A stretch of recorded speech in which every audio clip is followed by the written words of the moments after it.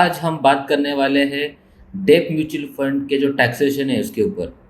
हम जब कंजर्वेटिव होते हैं मार्केट के बारे में तो हम ज़्यादा करके ऐसे प्रोडक्ट में देखते हैं, इन्वेस्टमेंट करना चाहते हैं जहाँ पे रिस्क काफ़ी कम हो और एक मॉडरेट और अच्छा रिटर्न मिले। तो इसलिए mutual fund, debt mutual fund को हम वहाँ पे प्रेफर करते हैं जो इक्विटी से बहुत ही कम रिस्की होता है और उसमें रिटर्न्स भी एक मॉडरेट रिटर्न मिलते हैं। लेकिन जब टैक्सेशन की बात आती है तो मैं रिस्क अगर कम ले रहा हूँ तो वहाँ पे अगर मुझे टैक्स बेनिफिट चाहिए तो फिर क्या क्या चीज़ें करनी पड़ेगी या नहीं मिलती है, ये सारी चीज़ों के ऊपर हम आज बात करने वाले हैं।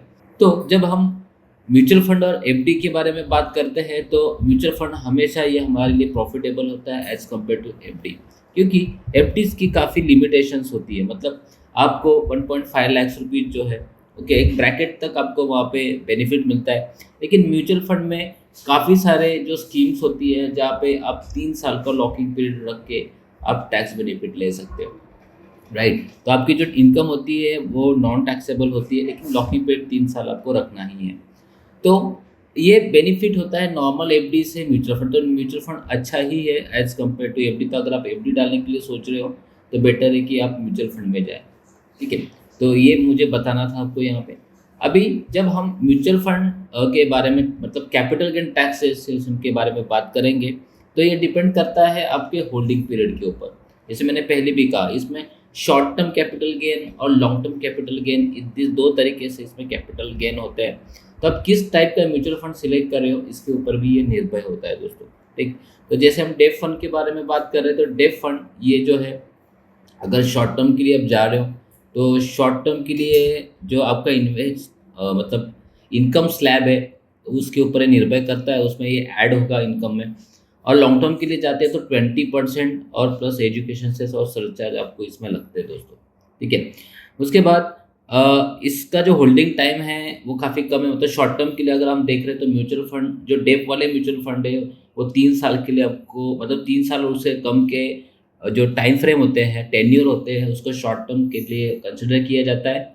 जो हम इक्विटीज़ में जो है वो 1 साल के लिए कंसिडर होते हैं। बिलो 1 ईयर ये शॉर्ट टर्म होते हैं। वैसे ही बिलो 3 ईयर्स जो होते हैं शॉर्ट टर्म कैपिटल गेन होते हैं हमारे डेप में। लेकिन अगर लॉन्ग टर्म के लिए देख रहे हो तो 36 मंथ से ज़्यादा, मतलब 3 साल से बड़ा जो टेन्योर होता है उसमें ये कैलकुलेशन होती है दोस्तों। अभी इसमें इंडेक्सेशन का कंसेप्ट है वो मैं ज़रा आपको समझाना चाहता हूँ, क्योंकि ये इंडेक्सेशन आपके जो कैपिटल गेन्स होते हैं और आपके जो लॉसेस होते हैं उसके लिए काफ़ी इम्पोर्टेंट है। जैसे आप जो भी ग्रोथ ऑप्शन सिलेक्ट कर रहे हो, राइट, मतलब डिविडेंड के सामने ग्रोथ ऑप्शन अगर आप ले रहे हो, जैसे कि आप डेप म्यूचुअल फंड में जा रहे हो इसके लिए, तो डेप म्यूचुअल फंड ये दोनों साइड में ओपन होता है, मतलब open ended and close ended. तो इसके बारे में पहले भी हमारी काफ़ी सारी वीडियोज़ में बात हो चुकी है। ओपन एंडेड मतलब ये फ्लेक्सिबल है, आप कभी भी बाय करके सेल कर सकते हो, लिक्विड होता है। क्लोज एंडेड ये मैच्योरिटी के लिए आपको वेट करना पड़ता है, लाइक एफडी। तो investment holding period must be minimum of 3 years. तो 3 साल के लिए ये जो टाइम फ्रेम है ये मिनिमम रिक्वायरमेंट है। उसके बाद अगर आप उसमें इन्वेस्टमेंट करके रखते हो तो इंडेक्सेशन का बेनिफिट आपको मिलता है। काफ़ी इंपॉर्टेंट पॉइंट है दोस्तों, ओके। 3 साल से ज़्यादा समय के लिए अगर आप इसको होल्ड कर रहे हो तो आपको इसमें काफ़ी हद तक बेनिफिट हो सकता है। तो ये इंडेक्सेशन बेनिफिट अवेलेबल करने के लिए, मतलब डेप फंड जो है, ठीक है, यही काम में आएगा। डायरेक्ट बॉन्ड्स में अगर आप इन्वेस्टमेंट करोगे तो काम में आएगा नहीं। तो आपको, अगर आप सोचोगे मैं डायरेक्टली बॉन्ड्स में कर देता हूँ तो मुझे ज़्यादा बेनिफिट होगा, तो ऐसा नहीं है दोस्तों। ये डेप म्यूचुअल फंड में ही आपको काम में आएगा। तो आपको डेप म्यूचुअल फंड ही प्रेफर करना चाहिए अगर आप इंडेक्सेशन के लिए भी जाते हो। तो अभी ये काम कैसे करता है वो हम एक बार देख लेते हैं। सबसे पहले इसका जो इन्फ्लेशन होता है, मतलब एक कॉस्ट इन्फ्लेशन इंडेक्स बनाया जाता है। जैसे हम इन्फ्लेशन के बारे में हमें पता ही है कि महंगाई जो होती है, तो फाइनेंशियल ईयर में इसका एक कॉस्टिंग की जाती है by government of India, okay. तो जो डायरेक्ट टैक्सेस है उसमें कंसिडर होता है। तो अगर आप कोई स्टॉक बाय कर रहे हो, ओके, और वो फाइनेंशियल ईयर में आप बाय कर रहे हो तो ये इंडेक्सेशन के लिए होता ही है। तो कैपिटल गेन और जो है टैक्स पर्पज़ के लिए इसका जो सेल प्राइस है, अगर आप उसको बेच रहे हो जिसे हम रिडम्पशन कहते हैं, तो इसमें से जो है इंडेक्सेशन कॉस्ट जो है, ओके, इसको माइनस किया जाता है, ओके। तो ये थोड़ा आपको समझने में समय लगेगा, क्योंकि ये कंसेप्ट थोड़ा सा मतलब हम फैमिलियर नहीं है, तो हमें थोड़ा ये पता नहीं होता है। लेकिन मैं आपको इसको एग्जांपल देके आपको समझाने की कोशिश करूँगा। जैसे आप जो सीआई नंबर है फाइनेंशियल ईयर में, ये यूजुअली सेकंड क्वार्टर मतलब जुलाई और सितंबर और कभी-कभी थर्ड क्वार्टर में डिक्लेयर होता है अक्टूबर में। तो जैसा ये सीआई की डेफिनेशन कहती है, तो 75% जो होते हैं, ओके, सीपीआई इन्फ्लेशन का प्रीवियस ईयर इसका वैल्यूएशन निकाला जाता है। तो अगर इसका बेनिफिट आपको लेना है, तो अगर मोर देन 75% आपका सीपीआई इन्फ्लेशन है लास्ट ईयर में, और अगर आप कोई जैसे लॉन्ग टर्म कैपिटल गेन के लिए जा रहे हो, तो इसका बेनिफिट आप एज कम्पेयर टू इन्फ्लेशन, मतलब क्या है कि इन्फ्लेशन फिलहाल क्या चल रहा है, उसके हिसाब से मुझे कितने रिटर्न्स मिल रहे हैं। तो वैसे देखा जाता है कि हम जब इन्फ्लेशन देखिए, जब हम ग्रोथ के लिए देख रहे हैं, तो इन्फ्लेशन कंसिडर करना ज़रूरी है। हम 10 साल के लिए, 15 साल के लिए टाइम होराइजन के लिए अगर आप कोई लॉन्ग टर्म इन्वेस्टमेंट कर रहे हो, तो आपको इन्फ्लेशन ये कंसिडर करना ही पड़ता है कि उस समय महंगाई क्या होगी उस हिसाब से, ठीक है। तो यहाँ पे आपको ये ध्यान देना है, जैसे कि अभी देखिए कोई स्टॉक जो है डेप फंड है जिसकी एनएवी है 10 रुपया, ओके, ये 2017 में है सितंबर में, और 3 साल के बाद ये होती है 12 रुपया। अभी यहाँ पे आपको इंडेक्सेशन एलिजिबल हो जाएगा, क्योंकि आपने 3 साल तक इसको होल्ड किया हुआ है, ठीक है, उससे ज़्यादा। तो गवर्नमेंट ने अगर 2017-18 में ये जो सीआईए है ये 272 डिक्लेयर किया था, और 2021 में अगर 301 डिक्लेयर किया हुआ है इंडेक्स को, तो आपका जो परचेसिंग कॉस्ट है, ठीक है, ये देखिए 301272 और इंटू 10, ठीक है, तो ये आ गया 11.66 रुपये। तो ये परचेसिंग कॉस्ट मतलब वो बढ़ता ही रहता है, ध्यान रखिए, इन्फ्लेशन बढ़ रहा है मतलब मेरी परचेसिंग कॉस्ट ये बढ़ रही है।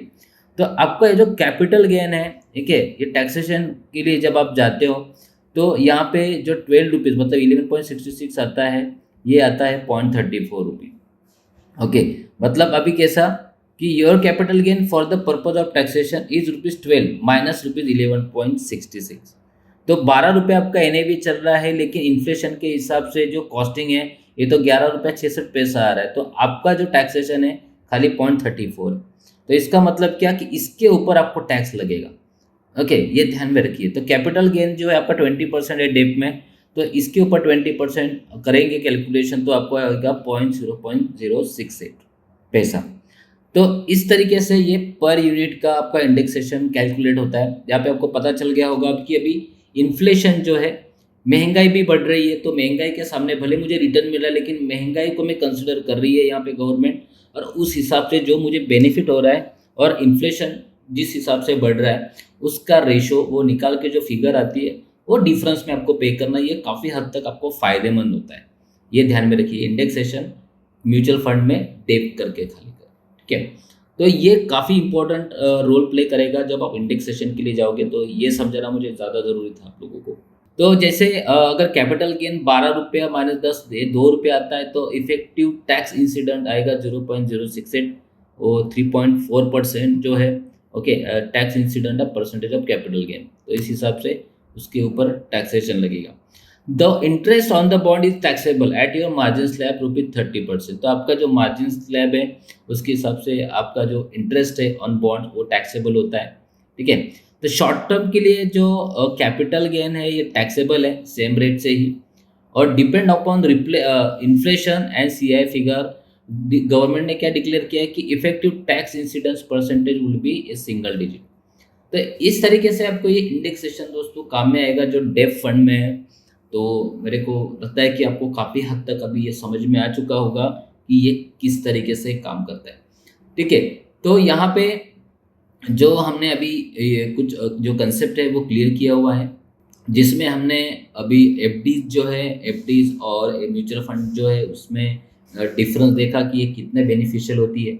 बाद में हमने ये देखा कि टैक्स बेनिफिट जो है ये किस तरीके से आते हैं, ठीक है, डेप फंड में किस तरीके से आते हैं, ठीक है। तो शॉर्ट टर्म के लिए, लॉन्ग टर्म के लिए, शॉर्ट टर्म के लिए 36 मंथ्स का टाइम फ्रेम है, ये आपको ध्यान में रखना है हमेशा। लॉन्ग टर्म 36 मंथ से ज़्यादा होता है।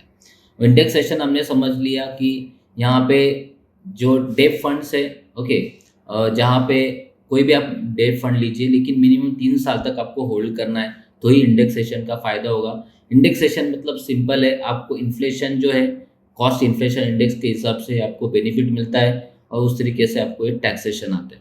That's it. तो इतना ही ये टैक्सेशन का जो था वो बताना ज़रूरी था म्यूचुअल फंड में अगर आप डिप में जाए तो इसके लिए। तो वीडियो कैसा लगा प्लीज़ दोस्तों मुझे कमेंट बॉक्स में मेंशन करिए, अच्छा लगा है तो लाइक करिएगा और काफ़ी सारे वीडियोज़ मैं आपके लिए लेके आने वाला हूँ, तो आपकी जो रिक्वायरमेंट है आप मुझे पूछ सकते हो, ठीक है? उसके ऊपर मैं वापस लेके आऊँगा नए-नए वीडियो। तो अगर अभी तक आपने चैनल को सब्सक्राइब नहीं किया है तो प्लीज़ चैनल को सब्सक्राइब कर लीजिए और वीडियो को शेयर करिए। थैंक यू सो मच दोस्तों। Have a good day and happy investing.